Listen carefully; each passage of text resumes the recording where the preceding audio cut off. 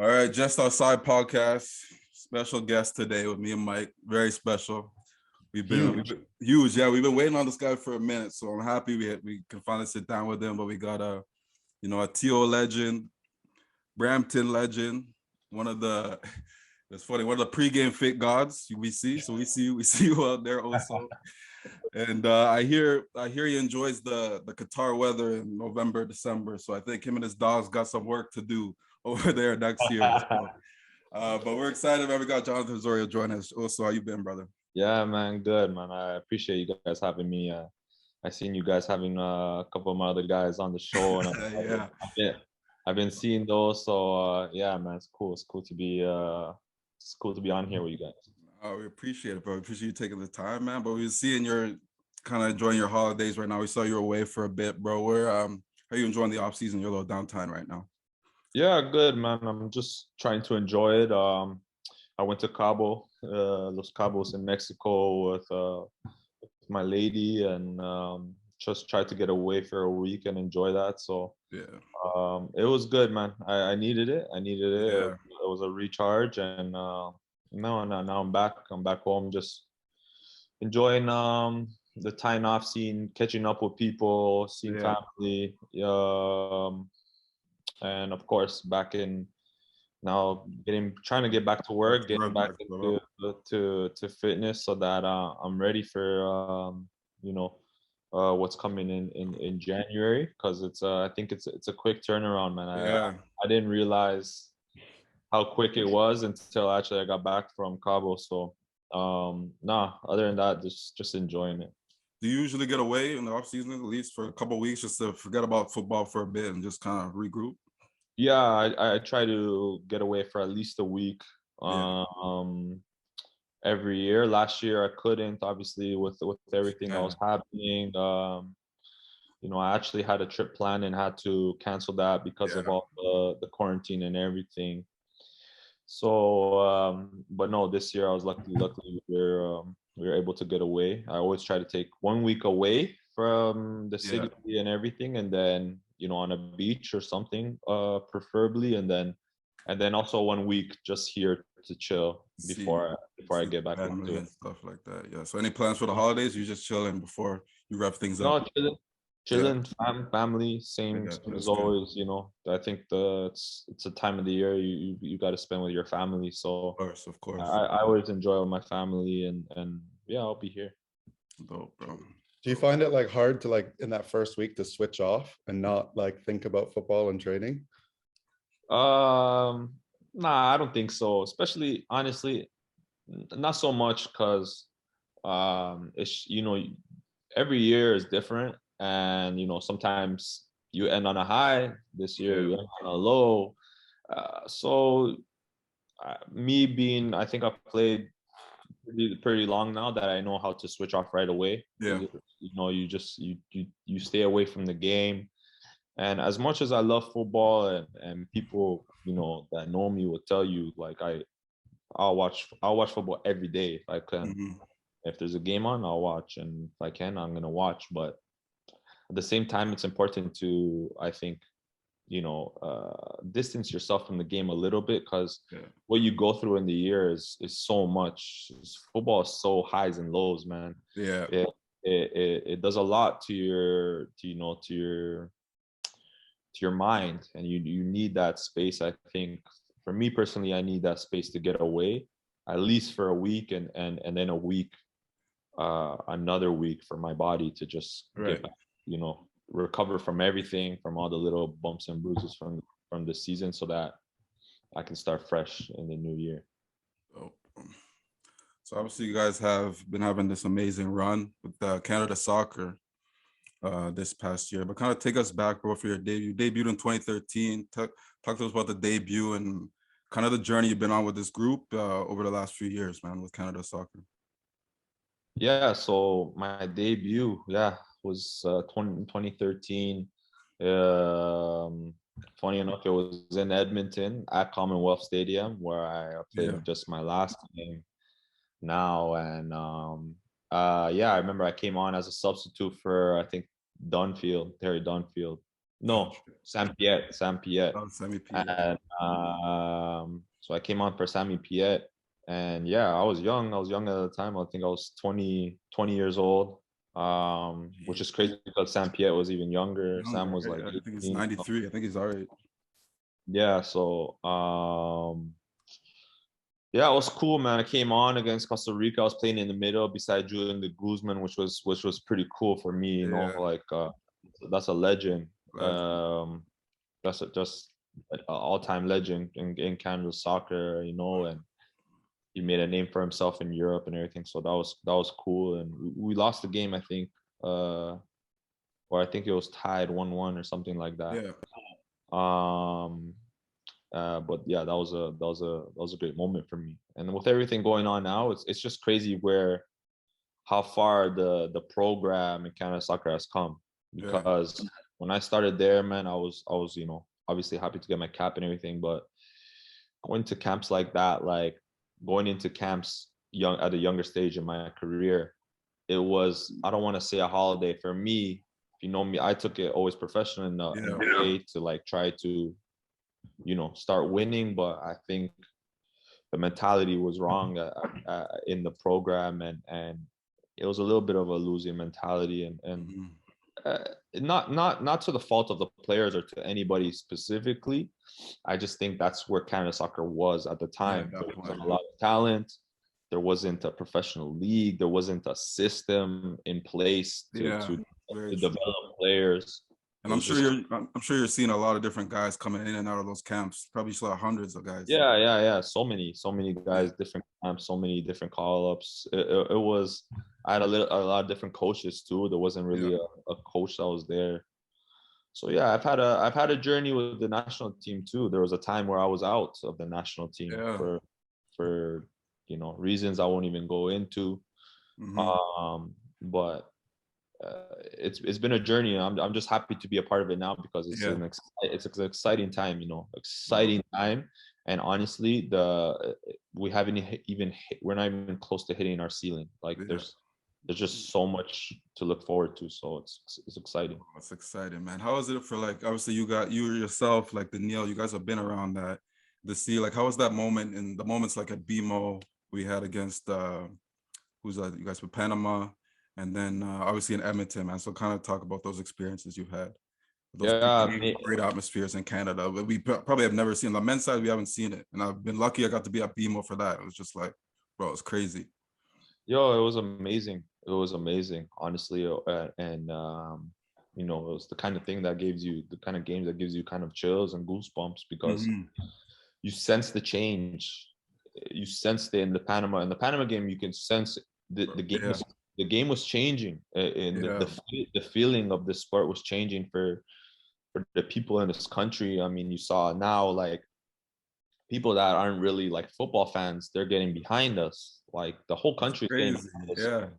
And we're turning people into football. Like we're getting people excited about football, and I think that's the great part, you know, and it's amazing. You know, I had a big role to play in that game against Panama, and so I saw it from within the field, and I felt it, and it was nice to play in that game.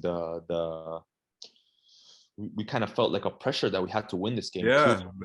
That was nice to feel. That was nice. Different, right? Yeah, I'm sure for you guys, you enjoy that pressure. Yeah. Yeah, you know, the pressure sometimes, you know, when you get a lot of pressure, some people it gets to them, but I think for us, we kind of want to feel this pressure because it means you're good. It means you have expectations. Yeah. When you play with no pressure, that means nobody expects nothing from you. Exactly.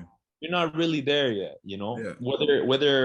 Whether you are a good team or not, but if people are not giving you that pressure, then you're not at that stage yet. You haven't made it yet, in a sense. But we felt it. We knew we had to win this game, and we started off. You know, it started off bad. They scored in the 5 minutes. So like to overcome all of that and then see the fans get behind us was incredible. Sick. That was sick, man. So I'm looking forward to see it now, but obviously looking forward now to January. You guys obviously have 2 big games away, but how excited are you for that big game against US? Obviously, it's been a big rivalry over the last few years, and forever long. But to have that big game at home, I'm sure the fans will be going crazy again. How excited are you for that with the group? Yeah, super exciting. Like that's our rivalry game. That's like, man, like the US has always kind of looked down on us Bro. in football and everything really, but Everything, especially in football. And rightly so. I'm not going to argue, the US history in football is way more than what we have, but what I'll say, in the present day, we caught up. If not, we've passed them, and we're right there with them, I think, and they're still growing. They're becoming a very, they have really good players and everything. Yeah. They're a very good team. So to say that, is great to say as a Canadian, and it's going to be a good game. It's going to be a tough game. It's going to be a cold game again. We saw that in Edmonton. It was Bro, it was cold, huh? At least for the Mexico game. The Costa Rica game was not too bad. Yeah, I heard it wasn't too bad for that. Yeah, coldest game you've played in? The Mexico, probably coldest and hardest because of the conditions. I did play in a really cold game, CONCACAF Champions League against Colorado. Okay. I remember. I remember that. It was minus 16. It was like one of the coldest games recorded. But I think this game was also got to minus 16 as well. And it was different because the turf made it, I think, worse. So I was like, it was tough, man. And I was trying to think about what was that game, Keith? Remember the MLS final, MLS Cup, that first year against Seattle, lost in the PKs. That was a cold ass day. That was a cold one too. That was very cold, that game. Yeah. That was colder than the game the next year, the final. No, it wasn't as bad that year. Yeah, because we were there for both. Moved it earlier to like 4 p.m. Yeah, it wasn't as bad. Yeah. So it was. That one was pretty bad. The Colorado one was worse though. Colorado one was because there was snow. I remember seeing snow. Yeah. There was guys' beards. They had icicles on their beards. I'm not kidding, man. That's crazy. Guys had icicles on their beards. Crazy. In Edmonton, it was just as cold. Like honestly, just as cold, and the turf made it worse. It was probably harder to play in Edmonton. Because when that turf freezes, man, it's hard and different game, bro. But I like that. I like that we made the Mexicans kind of uncomfortable in those conditions. Yeah, I feel like Canada soccer needed to start doing that because it's been happening to you guys when you go down there all the time, all those different countries. Yeah, right? Exactly. So it was good. I think it's a good mentality to have now that we have at the program, and I give credit to the coach for doing that, John Herdman, and yeah, man, it's going good. I'm excited for that game in Hamilton. I expect it to be, just as good and as it was in Edmonton. Well, they sold out in like 15 minutes or something like that. Crazy. Yeah. I saw that the pre-sale they sold out. Wild. Which is crazy. So I hope obviously things are getting crazy around here and around the world. I know, bro. But I hope by then, hopefully it gets better. There's still some time, and hopefully it can be a full stadium. Full stadium, yeah. We're hoping. But moving on to Toronto and TFC, bro. Let's talk about this season. I know you haven't been a part of too many down years. Well, maybe you have a few of them with TFC, but kind of talk about this year, the kind of the difficulties you guys kind of had. Obviously being away, having to be away in Florida with COVID going on. Talk about that situation for you. Yeah, so obviously this year was a tough one for the club. I don't wanna make excuses and because even the mentality when we were away was, we're away, but that doesn't matter. Football is football. When you're on the pitch, everything, everything, all those things that affect you needs to get out of your head, and your focus is winning that game. But I will say that it did have an effect no matter how hard we tried. We were away in Orlando. A lot of people living out of a hotel. I was going to say, some guys were probably had to be in hotels. Most guys were in the hotel, especially in the beginning. Everybody was in the hotel. then Toronto FC, they are Toronto FC is a great club for doing everything they can to make their players feel comfortable, and they did a great job with that. There's no doubt about it. They got guys houses for families. They're able to bring families down or your girlfriend or whoever. And, but still, even then, there were still a lot of guys that were without their family for the whole time, and just being kind of, it was a little bit of an uncomfortable situation, not being able to be at home. Yeah.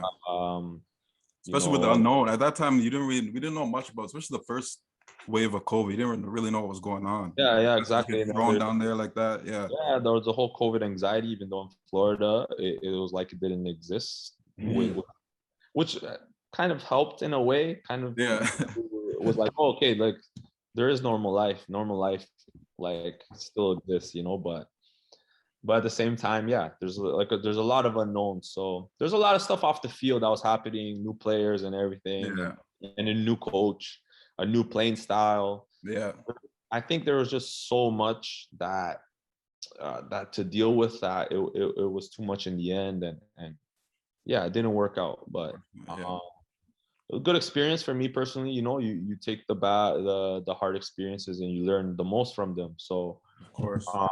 So for me, I try to just keep my head down, keep working, and it was nice to go with the national team. I'm sure that was a good, like, for mentally too. I'm sure it was good for you. Here and there, it was nice mental break away from what was happening in Toronto FC. And yeah, man, tough year. We got back home. It was nice to be back home with fans, so that was nice. And yeah. Anyway, a year to forget, but or a year to put to the past and not forget, maybe learn from. And I'm excited now. I think Toronto FC being the club that they are, they another year like that is totally unacceptable, and it won't happen.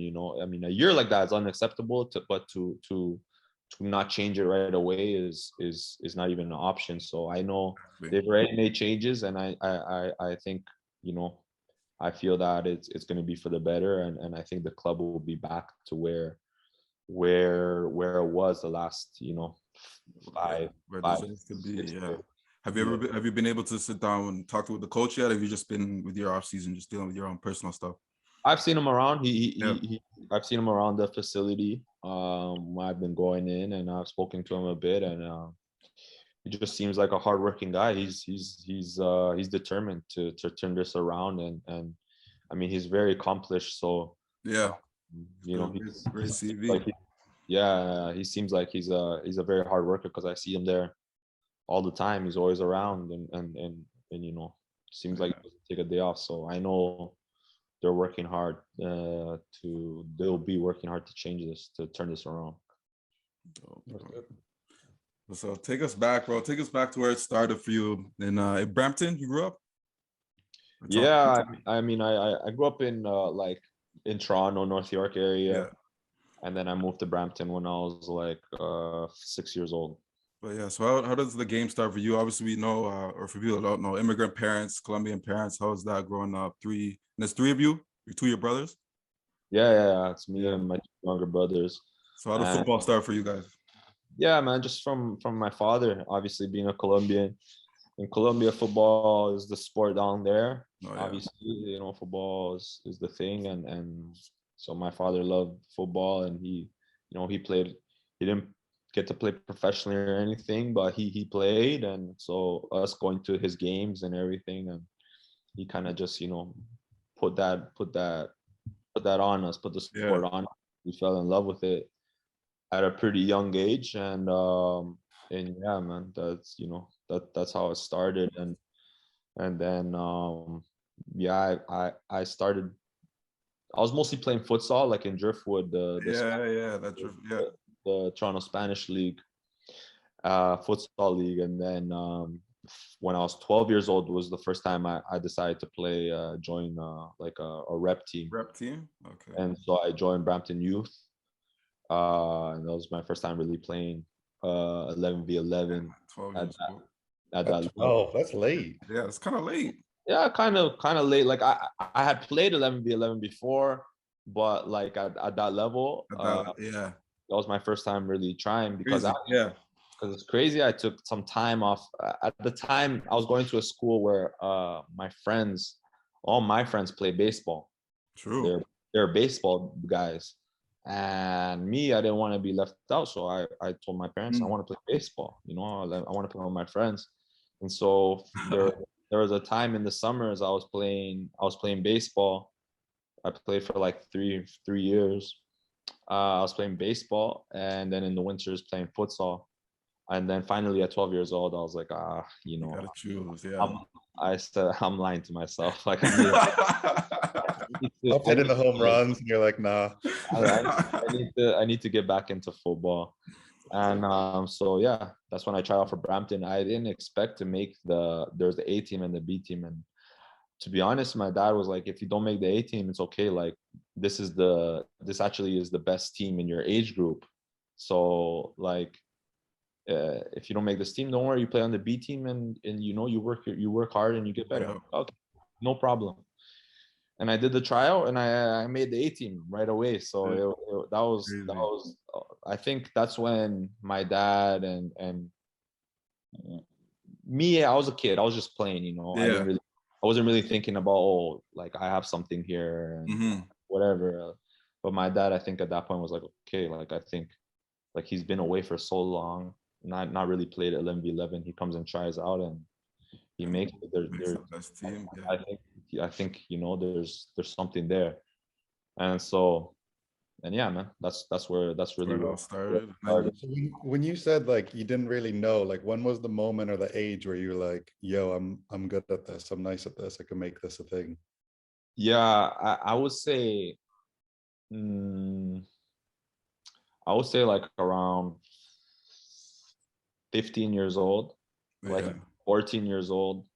You know, I saw myself improving every year. And then 15 years old, I made a decision because, you know, Brampton Youth, we were winning so much. We had the best players. Yeah. And then at that point, the coach started recruiting like the best players in the region and the GTA. So we were so good. And I was like, you know, I want to challenge myself, you know, like, and there was this coach I met on an off season in the winter. I was doing like little extra training with him. He came from Argentina, Juan Cruz Real. So he came and he was coaching our age group, and he had accepted to coach my age group in Clarkson, Mississauga Clarkson. Yeah. Mississauga Clarkson at the time wasn't a great team, but they had started to recruit some players from the Oakville team that was good. Yeah. So they were recruiting a lot of good players, and I only went for the training because this guy was one of the first guys to be training us like 5 times a week plus a game. Jeez, okay. And nobody was really doing that. Like Brampton, we're training like twice a week and playing, you know, like but we're just so good that we would go to the games and win anyway. Yeah. But this guy was serious about training and training every day. So I joined his team and very quickly I was improving very, very quickly. And like that's when I realized I was like, okay, like I'm gonna commit myself, and I think I have a chance to make it professionally, you know.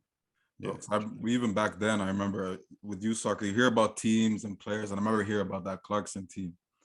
Yeah, you just hear about who the great. I remember hearing about that coach too, man. So it's crazy. So how did you end up in Uruguay? So playing for Clarkson. So this coach had connections in Argentina because he played from Argentina and he played professionally in Argentina and Colombia. And there was another guy at the club, George Armour, who was big in Uruguay, like huge back in the day, a big player, and he had connections in Uruguay. So there came a point actually. So we actually had like you said, we actually ended up recruiting a really good team, like players from the GTA. Yeah. But what happened was after 1 year, TFC makes their academy. Okay. First year of TFC academy. Yeah. They took all our good players. They took everyone. Oh, true. I was on that Clarkson team with like Russell Tybert. Yeah, I know Russ. Was Stinson there? Stinson was there. like Brennan. I don't know if you Brendan remember Brennan. McNichol. I remember Brendan. Yeah. Josh Portillo. Yeah. Squad, bro. That's a squad. Bro, we had a squad, and they took all our players. Ricardo Ferreira. I don't know if you remember Ricardo. Bro, yes. Yes, Ricardo. I remember Ricardo. Bro, Ricardo was supposed to join our team. Yeah. For the following year, and then he went to TFC, and so we didn't get to we didn't really get to play with them. But we had a squad, and they took all of our players, and then we were left with like me, Josh Portillo decided not to go. He stayed, and then that's when Cavallini came. Oh, okay. Yeah, we had a couple players still, but like we weren't like a contender. Well, you could have been, yeah. And so we're like, damn. But regardless, anyways, the coaches, they set up a South American tour for us where we get to go play some teams in Argentina and Uruguay. Yeah. So we got to, that was a sick tour, man. Like, I'll never forget. We played against Independiente. We played against Arsenal, and we played against River Plate. And then at the end of the Argentina trip, we got to watch Boca versus River Plate, which was what? Oh shit, bro, incredible, amazing. And at the time, Falcao was playing for River Plate, so I became a River Plate fan. Yeah, of course. And they actually lost that game 1-0, and Boca won. And I'll never forget, Riquelme was playing. Rodrigo Palacio was playing. Like, they had the big players on both sides. Yeah, I think Alexis Sanchez was on River Plate as well. Wow. And I'll never forget this. So the end of the game, Boca wins 1-0. Yeah. Well, the stadium is a little bit quiet, and there's the away fans, because they allowed away fans at the time at the top there, and they're singing, they're chanting.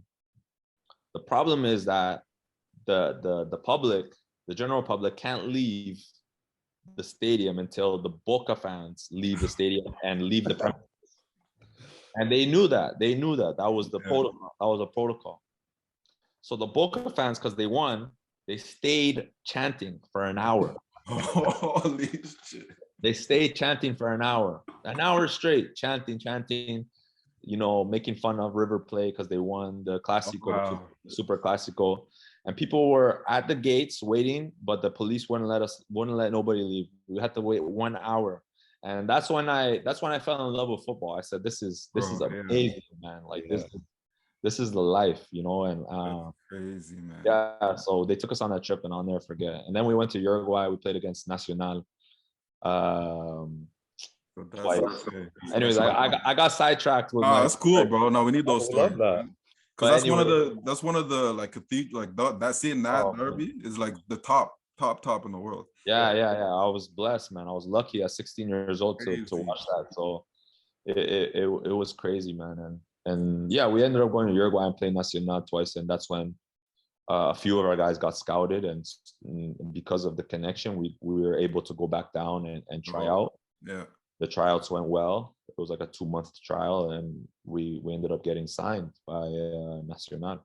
Amazing, bro. Amazing. It's crazy, man. That was your first experience going out of the country to play, like to South America or Europe? That was the first time? Yeah. That was my first time. I went when I was 17, and then we weren't able to actually play games until I turned 18. Okay. And then so I was playing in the U19s there, and great experience. Like a huge club. Yeah. And it was great to play on those teams. It was a really good experience for me.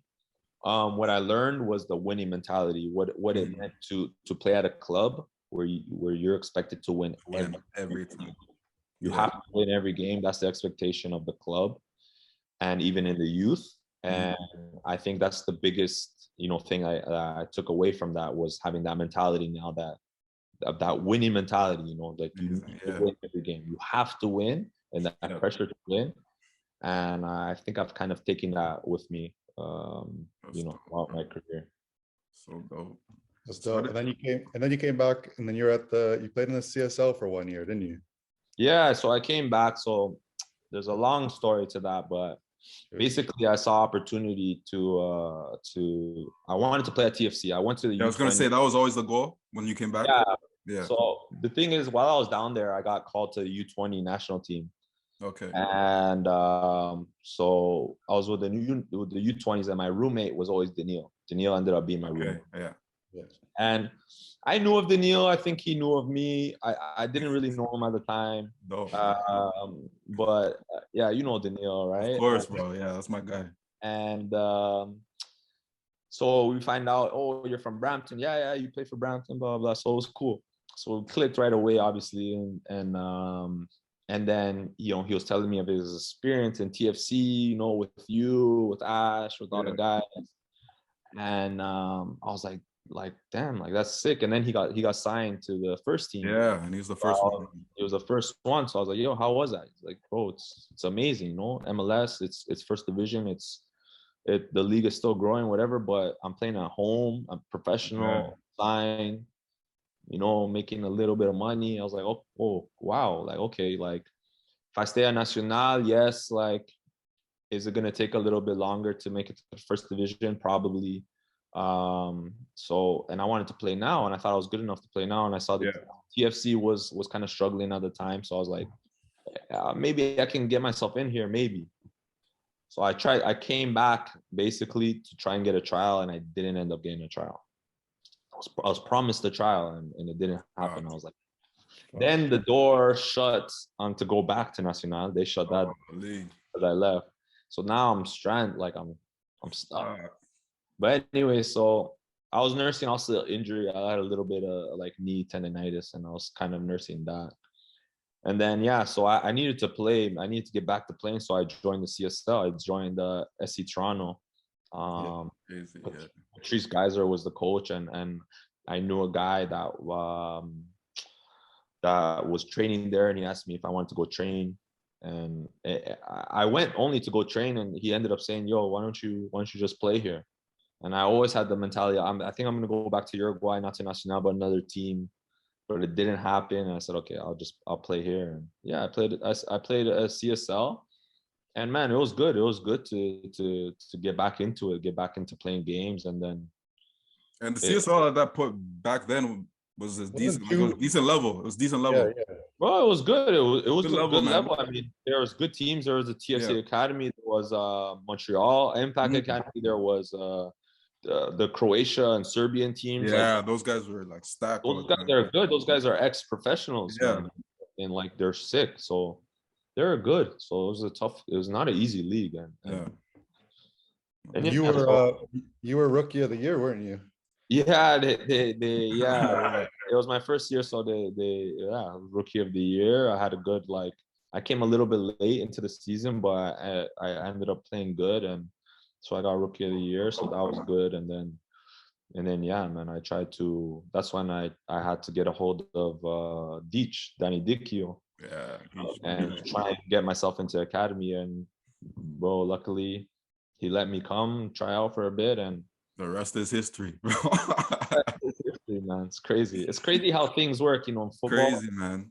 Everybody has a different story, and that's what makes it amazing. No, that's dope to hear, man. Because like you say, it's very different. And you have a very different story than a lot of guys that were right at the academy from the beginning, like the Ninos and Ashton and stuff. So it's dope to see another story like that, bro. But obviously, talk about your time, the early years there.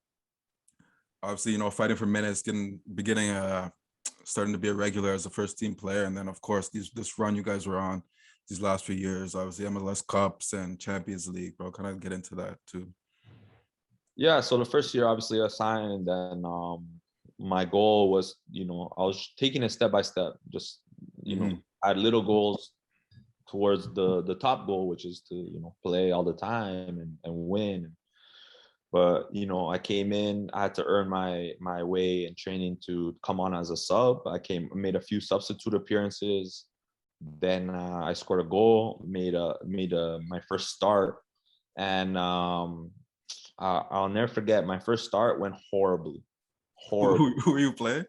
So we played against FC Dallas, which was a top team in the league in that year. And they absolutely killed us the first half. Home or away? Home. We were home. It was a home game. And I think we were losing 2-0.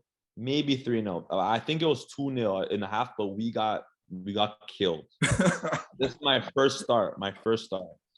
And I don't think I was the worst guy on the pitch. Yeah. But nobody was good. So the coach had to make a decision. And the easy decision was, we got to take this rook out. We're going to take this rook out. So I was subbed out at half, and you know, in most cases that could really like damage a young kid's morale. Player, but I was like, no, it's okay. You know, like I got over it. I kept making substitute appearances after that. Scored a goal, scored a couple more goals, and then made my my breakthrough appearance, which was against Philadelphia, and where I scored a goal and we were a man down. We ended up tying the game. They scored in the last minute. We weren't a very good team that year, but I had a good season. So I had a good season that first year, and then after that first year, it was sick because I was playing with all the young guys were still there, like Daniil, Ashton, Kyle Becker. Yeah, so it's nice when you have those guys around you too. It was a good atmosphere. We weren't winning, but it was as a young player, it was nice. You're playing with your friends, like you've all made it at least, and you know, you're just trying to pick up each other, and so it was that experience was cool. And then the second year is when TFC started to get serious, and they're like, now we're gonna start, you know, to invest, and we need to be a big club. And so after that second year, I saw the change, and they brought in Defoe, they brought in Bradley, they brought in Gilberto. It was like a huge deal, and the season was very up and down that season. We ended up firing our coach, Ryan Nelson, a little bit past halfway the season, and then that's when Greg Vanny took over. But that season was kind of too late. And then the next season we brought in Jovinko and Altidore. And from that point on, the club was making small steps to becoming that they ended up becoming, and it was nice. It was nice to see those players come in. Like Benoit Cheroux came. That was an amazing player to learn off of for me. Like guys that have played in big clubs in Europe, you know, and you just see their mentality, you see how different they are, and so that was good for me. All that was good for me. And at the time, you know, I was playing regularly. I made a name for myself in Toronto and in the league, and then that's when we built ourselves up into going into that first final in Seattle. Obviously, we lose. I don't know how. Well, we were there. We were there too. We don't know how. Crazy. It hurts me that you guys didn't get that one, because you should have had two back to back. Yeah, exactly. We should have had back to back, and so. But at the same time, you know, I would say, like, if we got that first one, I don't know if we get that second one. That's true. Because we came off of that season very, very hungry. So hungry. And it led to the treble. So who knows? If you look at the games alone, then you would think that, we should at least have 2 out of 3 against Seattle, you know? So it's crazy, but it's football. And man, to see where the club is at now is it's dope, right? Before this year was amazing. But bro, even for me, like, because I remember when we first started, like, those are like so dark those days, bro. Like, to see where you guys took it, like, I was so happy to see Ashley, who had been there for everything. That, bro. It's just like, man, it's crazy. Like and the fans, of course. The fans, like, it changed, you know, like they did renovations on the stadium, and then we had full stadium every game, and now it was a football city, you know. It was crazy to see that evolution. And I was there for a little bit of the dark days, and maybe you caught some of them. Maybe not like Ash and you and Daniil, but I did feel a little bit of it. So man, I can only imagine. It's amazing. It's crazy. And I'm honestly blessed to have been a part of that. Bro, amazing, bro. And how about even we gotta talk about how crazy is that you've scored multiple goals at the Azteca, bro? And multiple, not the bro, like multiple goals at the Azteca. It's crazy. Yeah, it's crazy, honestly, man. Like I'm super, like, I'm a football geek. I like to say I do know a lot, and I watch a lot about football. I just love it. And so the Azteca, obviously, everybody knows it for, Pele lifting a World Cup there. Maradona lifted a World Cup there. It has so much history, so much history. It's a cathedral of football, and it's crazy when you walk down the tunnel to go to the change room. It's a huge walk. It's a big walk, downhill walk. And there's like these plaques of all the teams and countries, clubs and countries that have played there and their games, and it's crazy. It's long, like huge. And then there's these other frames on the other side. They actually took them down, but there's these frames of like past moments in the Azteca, like Pele's Hand of God pictures. Yeah, true. Pele lifting the World Cup there. There's a couple other moments, like even big concerts. It's just crazy that stadium is so historical, So yeah. Then I played the first time we score against a big club, against America, and we go through in the Champions League. Like that was big. But I would say, like, of the two, the first one was kind of a gift to me. It was like a gift. Yeah, the Champions League one. But hey, the Champions League was a gift, but whatever. I put it in the net. It was a goal, bro. Yeah, exactly. So, you gotta put it in. But I would say the one with Canada is really special for me, man. Really special for me. And so yeah, personally, like I was just happy to help the team. We tied the game, and I really didn't care to score in that game. I wanted to win that game. You had to win that game, yeah. But so happened to be my opportunity, and I took it, and yeah, I wish we won that game because we deserved to win with how the team played.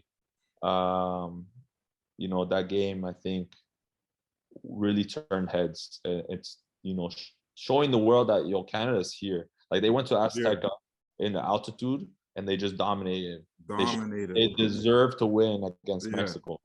So yeah, that was great to be a part of, man. The second goal for me is both goals. Both goals are special. But of course, with Canada too. For Canada is crazy, man. I remember waking up. I woke up in the morning. I couldn't watch it. I checked like live score straight away, and I was like, "Fucking get in!" Oso scored. Oso. I was like, "Yo, I wish." I went and watched the highlights like straight first thing in the morning. It was crazy, man. Like I had to switch. It's crazy. I really only enjoyed it for like the night. Because then you had to switch your mentality. Yeah, because you guys had another game, right? Yeah, Jamaica away the next game. And so you kind of had to like switch right away. But that night it was like crazy. Like normal, like your phone starts going off. Crazy, right? Yo, what before we finish, you got a couple more questions. What are like the conversations you're having with your pops, bro, when this kind of stuff is happening? What is he thinking? Your parent, mom and dad, like, must be crazy. Yeah, well, man, that's a great question. Like, man, they're proud, they're proud. I try not to let I've been blessed. I have really great parents, man. Mm-hmm. Really great parents, and like they've been so supportive for me and a great example. And so when things like this happen, they're super proud. But my dad's also not like bigging me up, like he's keeping my good, yeah. On the ground. Yeah. Keeping my feet on the ground. Yeah. And I need that. So but no, I think I always have these conversations with him, and obviously, my dad is my top guy ever, and I think our conversation are probably what I'm looking most forward to is my conversation at the end of my when career. You're done. Yeah. And I think that's going to be like the most amazing conversation that I ever have, because he knows he's seen everything. In it all, right? Yeah. I think so. But right now, man, it's just about, keep going, amazing, but keep still going. A lot of work to do. Yeah. Still a lot to do, still a lot to accomplish. And so, yeah, man, that's really how it is. That's sick. No, that's sick, bro. Very sick. All right. Before we go, we always finish with some quick hitters for the guests. So it's unfortunate we couldn't get any. I tried to get some from some of the guys, but some of them aren't podcast friendly, so we couldn't do those ones, bro. But first one we got is best Colombian dish that you can make. That I can make? Yeah, if you can. Can you cook? Yeah, I cook a little bit. Or your favorite then? Your favorite one? My favorite dish, the Colombian empanada, but not made by me, made by my grandmother. Okay. The best. I gotta have her make some for you guys sometime, man. Okay, no, I'm gonna hold you to that. The And best. I know Mike might need, because I know he's trying to impress a little Colombian lady in North London, so Mike might need the recipe. Oh, okay, for that, bro. Why are you exposing this right now? Oh my god! All right, favorite Toronto restaurant. Ooh. Man, it has to be. I really like Italian food, and my favorite restaurant is probably it's called Nodo. It's in, there's 2 locations, one in Junction and one in Hillcrest, but Nodo is my favorite. And what do you order drink wise? What are you, a wine guy when you going out for What's your dinner? go-to drink? Yeah, red wine. Red wine. My favorite wine is Malbec. But actually, I've been getting into Bordeaux, man. I really like Bordeaux. Yeah. Okay. Bordeaux's hit. I had Bordeaux. I only drank it when I was in Bordeaux for the Euros in like 2016. I was like just sipping Bordeaux out in Bordeaux. Yeah, amazing. Yeah. So, favorite road city in the league. Favorite road city in the league. could be either to like visit or to play against. Like yeah. stadium. Damn. I always get asked this question. It's tough. I mean, going to play LAFC was sick. Yeah, For the city and then stadium as well. LAFC was pretty cool.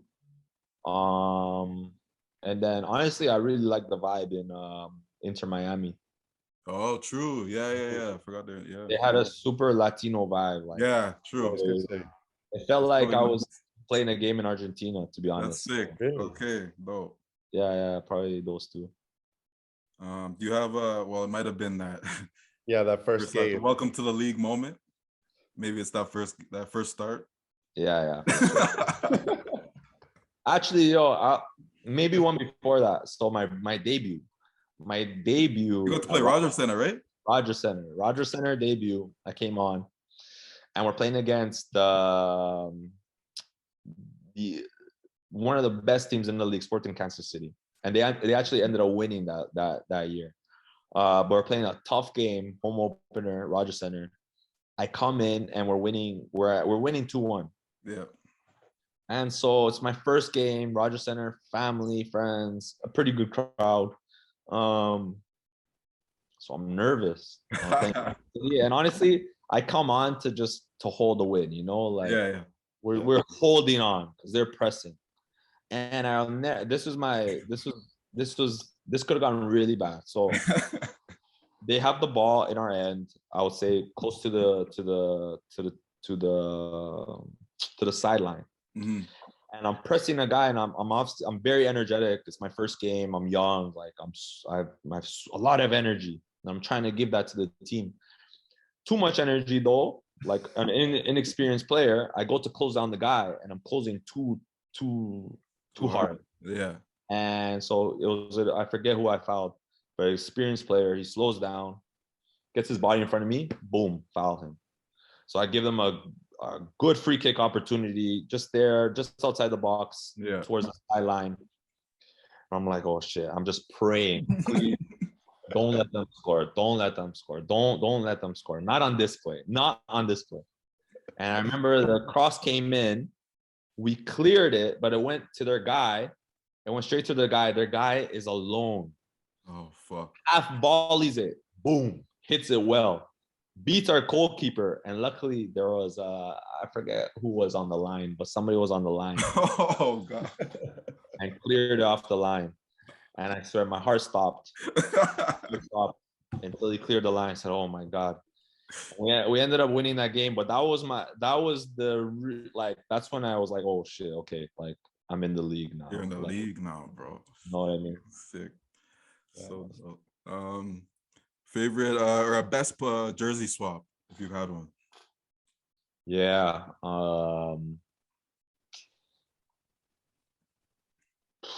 I've gotten some good jerseys. Just a few then, if you can.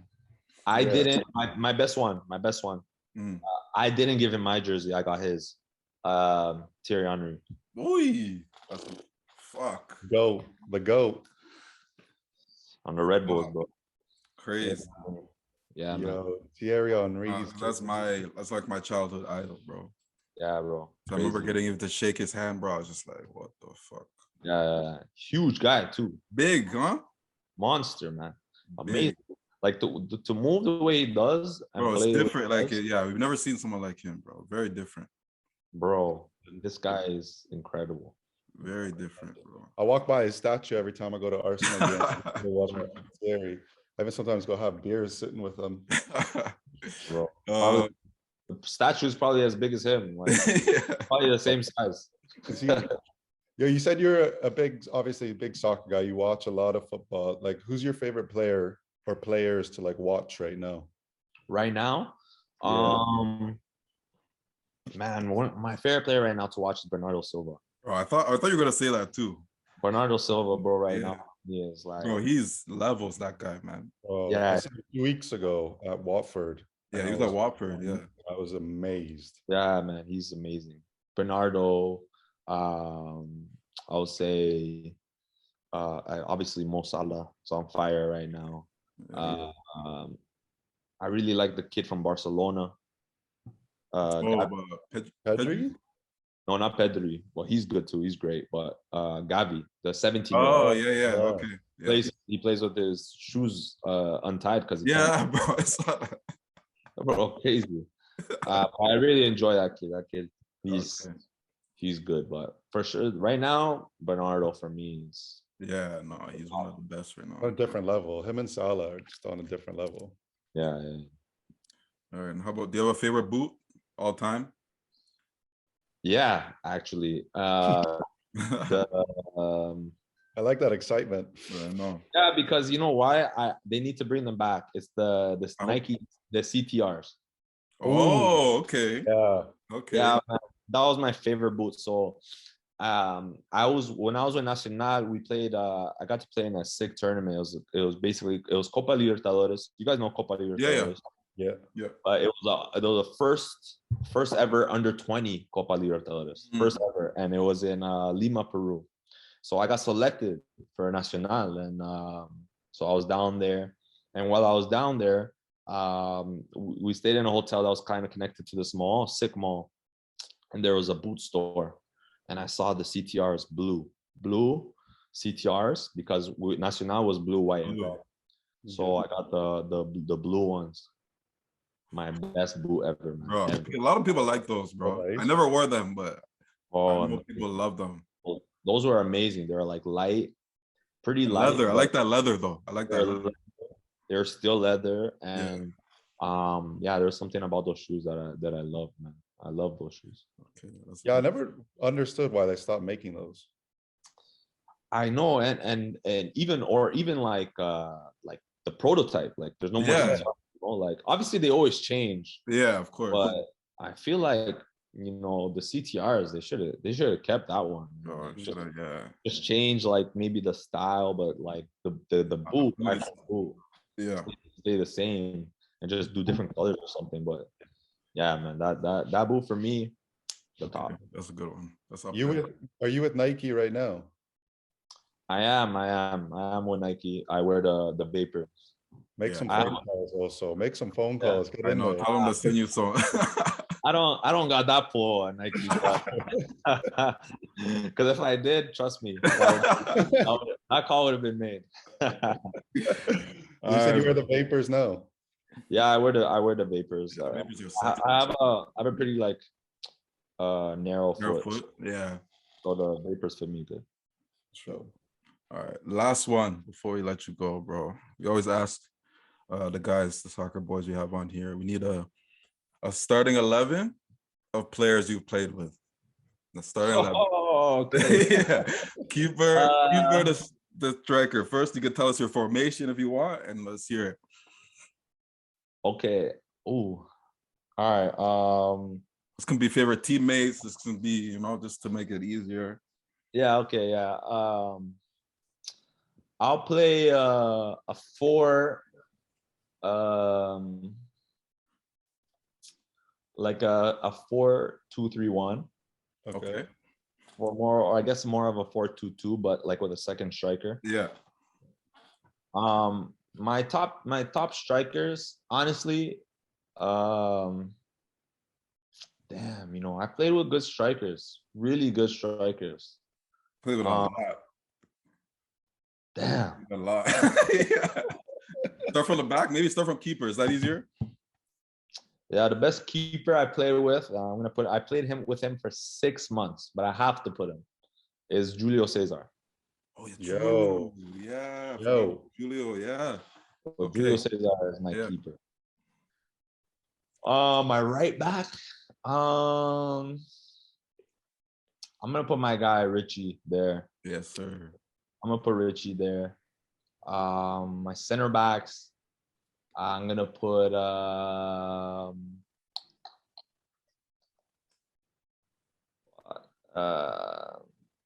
I'll put Daniil there.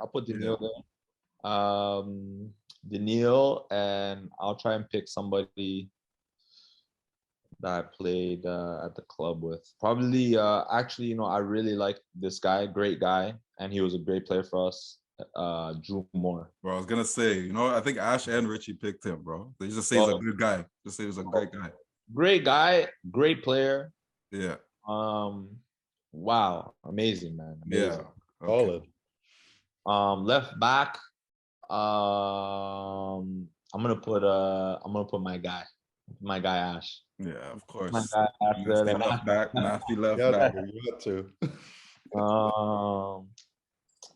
Okay, my two midfielders.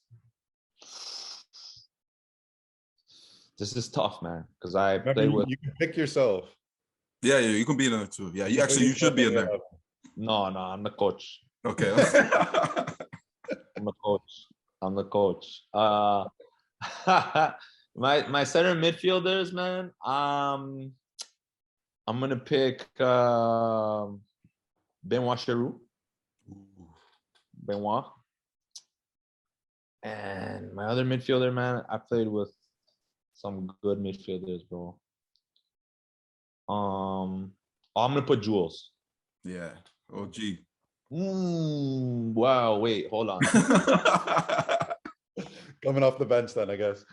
I'm gonna put Jules. Okay. Jules or Atiba. They. Yeah. True. Yeah. They're both. They switch. Yeah. Okay, and then my wingers, my outside midfielders. I'm gonna put Fonzie. Yeah. Alfonso. And I'm gonna put Tejan, man, because those two are a problem. Yeah, those two are on smoke. Bro, Tejan, because you know what, for me, obviously you've heard about Fonzie. I never heard about Tejan until maybe 6-7 months ago, bro. Yeah. And like to see what he's been doing, and I'm excited to go see what he does in Belgium, bro. That kid is problem, bro. Yeah. Problem. Big problem. Bro, and my up top, my second striker is gonna be Jovinko. And then my top striker, man, again, I'll have a rotation of Kyle and Joe David. Bro, that's a squad. Squad, man. That's a squad. That might be the best squad we've heard. That might be the best squad we've heard so far, bro. I am playing around. That was tough. There's so many. There's so many. I know you played with a lot of ballers. I've enjoyed playing with so many. Like, yeah. Even in the middle, like I play with Michael Bradley. Yeah. Liam is going to be. I'm excited to see where the game takes him to. Yeah. Victor Vasquez. I don't know. That's one of my favorite players that I played with. Also, he was on the team for a bit. Gregory Vanderweel. Yeah. True. Yeah. Like so many, man. There's so many. There's too many. I don't want to miss anybody, but yeah, bro. Crazy. That's fun. But nah, bro. In the coach. Yeah, I know. That's a nice team to coach, man. Put them on the field. I don't have to do anything. I don't coach. I just do whatever you Just want. watch. Get it done. But now also, bro, I appreciate you taking some time, bro. And we're really excited to see. It's a big year, obviously, for yourself, not only yourself, but for Canada Soccer, TFC, and everything. So we're excited to see what you guys got coming, man. But no, it's going to be exciting year, 2020. Yeah. 2022, sorry. Keep saying that, G. I know. Fuck, who knows, bro? I'm still stuck at COVID, man. I forget what year it is, bro. I hear you, bro. I hear you. But nah, No, bro. guys, What? Sorry. Thanks for having me, man. Thanks. No, No, of course. thanks for Yeah. having me. Hopefully Let's we'll have go. you. Maybe we'll have you back again sometime. Yeah, for sure. So, Anytime. but yeah, stay safe, bro. Stay healthy, man, and we'll talk soon, bro. You too. You guys stay All right. safe. Take All care. right. Just Outside podcast. Me, Mike Pavella, signing off. We'll see y'all soon.